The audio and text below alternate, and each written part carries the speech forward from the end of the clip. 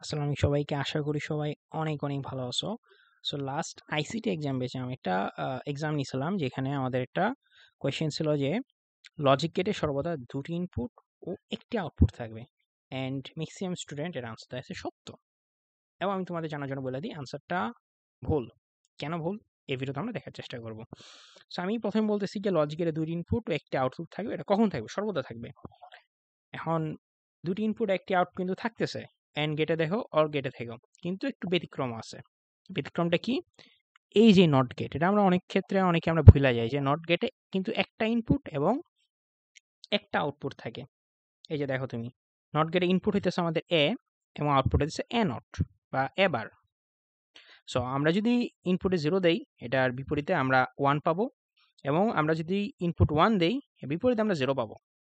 এবং এখানে দেখো তুমি একটাই জাস্ট ইনপুট আমাদের এই A এবং একটাই আউটপুট হইছে A বার। সো আমরা যদি এটা এনালাইসিস করে আমরা বলতে পারি যে আমাদের লজিক গেটে সর্বদা ২ টি ইনপুট ও ১ টি আউটপুট থাকবে। এটা অলওয়েজ ট্রু না।